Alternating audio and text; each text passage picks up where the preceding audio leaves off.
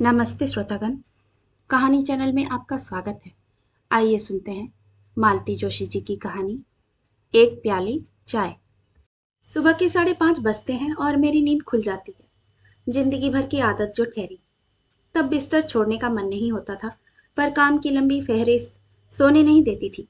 अब फुर्सत ही फुर्सत है, पर नींद है कि समय पर खुल ही जाती है।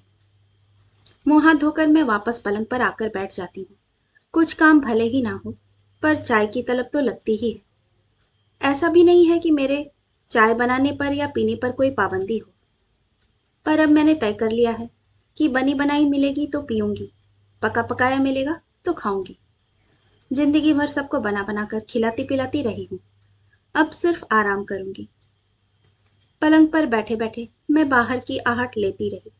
करीब 7 सवा 7 बजे डाइनिंग टेबल पर कप प्लेटों की खनक सुनाई दी। मैं बिस्तर से उठी और बाथरूम से हाथ मुंह पोंछते हुए इस तरह बाहर आई जैसे अभी अभी हाथ मुंह धोकर आई हूँ। गुड मॉर्निंग मम्मी, बेटे बहू ने स्वागत किया। बेटे ने उठकर मेरे लिए कुर्सी खींच दी। मेरे स्थानापन्न होते ही बहू ने तत्परता से मेरे कप में चाय डालनी शुरू की। रोज सुबह इस पीले तरल पदार्थ को देखती हूँ तो मुझे मतली सी आने लगती है। मम्मी जी, दूध शक्कर आप अपने अंदाज से डाल लेंगी ना? बहू ने कहा। दूध शायद इसमें थोड़ा कम होगा, आप किचन से ले लेंगी? आज मुझे जरा जल्दी निकलना है, उसने नम्रता से कहा। बुधवार गुरुवार उसे जल्दी जाना होता है। सुबह के लेक्चर्स होते हैं, पर सुबह के लेक्चर्स नहीं भी होते तो वह किचन से दूध ले ही आती, ऐसा नहीं है। सच तो यह है कि मैं खुलकर मांगती ही नहीं, संकोच कर जाती हूँ। अच्छा, मैं नहाने जा रही हूँ। हाँ। देवी जी, जरा जल्दी निकलना, आज मेरे भी हेड ऑफिस में मीटिंग है। जल्दी निकलना, आज के दिन तेल उपटन जरा मुलतवी रखो। तेल उपटन करने के लिए मेरे पास समय भी है, उसने कहा और कमरे में जाकर दरवाजा बंद कर लिया। अब वह तैयार होकर ही बाहर निकलेगी। एक हाथ में चाय का कप लेकर बेटा पेपर पढ़ रहा था। जितनी तन्मयता से वह पेपर पढ़ रहा था, उतने ही मजे से चाय की चुस्कियां भी ले रहा था। मुझे तो जैसे आग लग गई। गधे, ऐसा गौमूत्र कभी जिंदगी में पिया था तूने? अपनी बीबी से कह नहीं सकता कि चाय जैसी चाय बनाया करे, पानी खौला कर रख देती है। मेरी इस तीखी टिप्पणी का उस पर कोई असर नहीं हुआ। वह पूर्ववत खबरों में खोया रहा। मुझे गुस्सा भी आया और हैरत भी हुई। फिर एहसास हुआ कि उसने शायद मेरी बात सुनी ही नहीं। सुनता भी कैसे? मैंने वह बात मन ही मन सोची भर थी। इतनी कड़वी बात इतने ऊंचे स्वर में कहने की तो मेरी आदत ही नहीं थी। जिंदगी भर सिर झुकाकर दूसरों की बात सुनती ही रही हूँ। मन में हमेशा धुक धुकी ही बनी रहती है कि कहीं कुछ गलत ना हो जाए। अपने बच्चों तक को कभी ऊंची आवाज में डांटने की हिम्मत नहीं हुई। फौरन रिमाइंडर आ जाता, चौधरानी बनने की जरूरत नहीं, अभी हम जिंदा हैं। बच्चे लाख छोटे थे, पर जानते थे कि इस घर में किससे डरने की जरूरत है। अपनी माँ को तो वे किसी गिनती में नहीं लाते थे। पता नहीं क्यों आजकल रोज सुबह चाय पीते हुए मुझे बच्चों की दादी याद आ जाती है। उन दिनों अटैच टॉयलेट की तो कोई संकल्पना ही नहीं थी। निपटने के लिए घर के पिछवाड़े ही व्यवस्था की जाती थी। उस दरवाजे के खुलने की आवाज आते ही मैं चाय का पानी चढ़ा देती थी। सिर्फ पानी भर चढ़ाती थी। बहुत हुआ शक्कर डाल दी, पर चाय की पत्ती बहुत सोच समझ कर डालनी पड़ती थी, क्योंकि मुंह हाथ धोने में कितना वक्त लगेगा, मंजन कार्यक्रम कितनी देर तक चलेगा, इसकी गणना किसी ज्योतिषी के लिए भी कठिन थी। चाय की पत्ती ज्यादा उबल जाने से चाय कड़वी होने का खतरा था। मुझसे यह अपेक्षा की जाती थी कि जैसे ही वे भीतर आकर चौकी पर विराजमान हों, चाय का कप उनके सामने हो। पर यह टाइमिंग कभी ठीक से जमी ही नहीं। कभी यह होता कि वे आकर बैठ जाती और मैं चाय छान रही होती। तब वे कहती, आज की तारीख में चाय मिलेगी भी कि नहीं? यह बात जानबूझकर तेज आवाज में कही जाती। बाहर बरामदे में बैठकर पेपर पढ़ने वाले श्रवण कुमार फौरन भीतर आ जाते। अभी तक अम्मा की चाय नहीं बनी? कमाल है। कभी यह होता कि इधर वे कमरे में दाखिल होती, उधर से मैं रसोई से चाय लेकर निकलती। उनका पारा एकदम चढ़ जाता। ऐसे छाती पर मत खड़ी रहा करो। मुंह हाथ पोंछने भी दोगी कि नहीं? कप नीचे रखो और अपने काम से लगो। आज्ञाकारी बहू की तरह मैं कप तो उनके सामने रख देती, पर भीतर ना जाते हुए वहीं दरवाजे की ओट में खड़ी रहती। उनके कहने के मुताबिक अगर सचमुच अपने काम में लग जाती तो यह घोर अवज्ञा होती।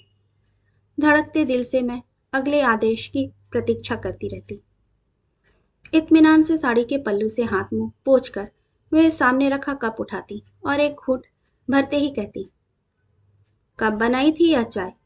कहीं रात को ही तो बनाकर नहीं रख दी थी? ऐन ठंडी हो रही है। 2-4 बर्फ के टुकड़े डाल दे तो शरबत समझकर पी जाऊंगी। मैं विनम्रता की पराकाष्ठा करते हुए पूछती, गरम करके ले आऊं?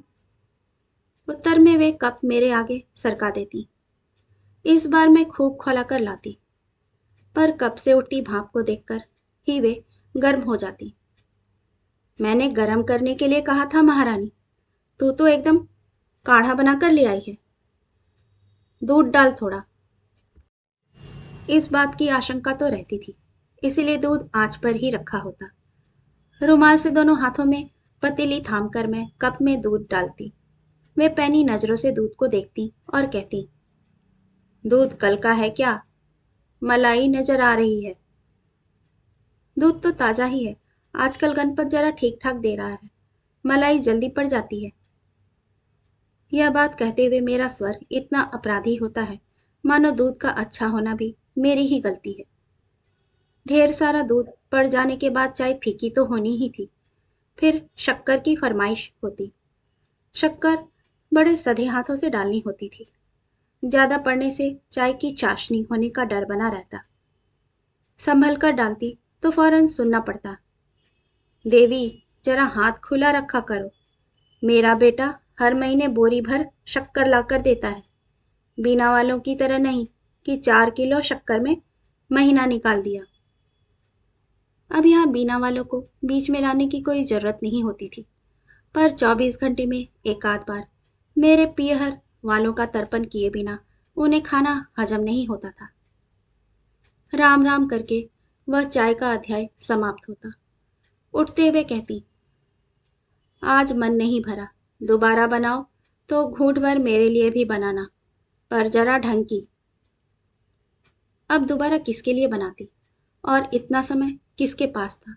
रसोई मेरी बाट जोह रही होती, इसीलिए मैं चुप लगा जाती। अगर दोबारा कहती तो सारा काम निपट जाने के बाद एक कप बनाकर दे देती और दूसरे कामों में लग जाती, सामने खड़े ही ना रहती। इस एपिसोड में मेरे रोज 15-20 मिनट तक खर्च हो जाते थे। सुबह के यह 15-20 मिनट गृहिणी के लिए कितने कीमती होते हैं यह बताने की जरूरत नहीं है, खासकर तब जबकि बच्चों को और बच्चों के पापा को 10 बजे खाना देना हो। इतनी माथापच्ची के बावजूद हर 8-10 दिन बाद इनकी टिप्पणी सुननी पड़ती, तुम्हें अब तक अम्मा का टेस्ट समझ में नहीं आया? कमाल है। कमाल तो सचमुच था। अब मेरा या अम्मा जी का, यह कौन बताएगा? और यह कमाल, यह सर्कस मैंने एक दो नहीं, पूरे 24 साल तक की।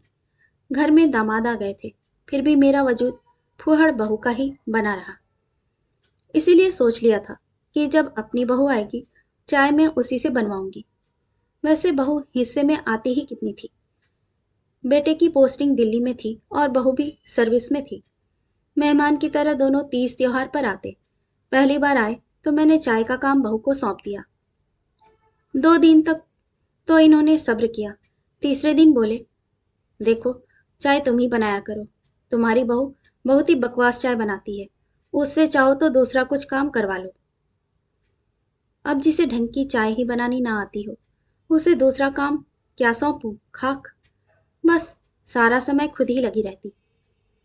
कालांतर में लड़कियां अपने घर की हो गईं। ये भी लंबी यात्रा पर निकल गए। बेटा जिद करके मुझे अपने पास ले आया। बोला, मम्मी तुमने जिंदगी भर बहुत किया है, अब एकदम आराम करो, रसोई की तरफ झांकना भी नहीं। मैं तो गदगद हो गई। कहना चाहा, बेटे तूने तो मेरे मुंह की बात छीन ली। तब से एकदम आराम ही आराम है। मैंने मन मारकर पानी में छुकी सब्जियां, बिना तेल मसाले की दाल और सूखी रोटियां खाने की आदत डाल ली है, पर सुबह सुबह यह चाय का पानी मेरे गले से नहीं उतरता। बेटे के कमरे का दरवाजा खुला। खुशबू का एक झोंका सा आया और पीछे पीछे बहू की आवाज भी। श्रीमान जी, बाथरूम खाली है। Thank you madam. बेटे ने पेपर नीचे रखा और अब उसका ध्यान मेरे कप की ओर गया। अरे मम्मा, आपने अब तक चाय नहीं पी? सुषमा डार्लिंग, तुमसे मैंने कितनी बार कहा है कि मेरी माँ को सुबह सुबह यह गर्म पानी मत पिलाया करो, उन्हें आदत नहीं है। मम्मा, कल से आप अपनी पसंद की चाय बना लिया करो, और सुबह की पहली चाय तो मनमाफिक होनी चाहिए। सॉरी मम्मी जी, बहू ने अफसोस जताते हुए कहा। कितनी कोशिश करती हूँ, पर आपकी पसंद की बन ही नहीं पाती। आप एक काम करें, अभी 9 बजे उमा आएगी ना, उसे कहिएगा, बच्चों को बाद में जगाएगी, पहले आपके लिए चाय बनाकर देगी। उसे एक बार समझा देंगी ना, तो वह रोज आपकी मनपसंद चाय बनाकर देगी। बहुत स्मार्ट है। अच्छा, अब मैं चलूं। उसने की स्टैंड से गाड़ी की चाबी उठाई और अगले ही पल फुर हो गई। मम्मा, मैं भी नहाने जा रहा हूँ। बेटा उठ खड़ा हुआ।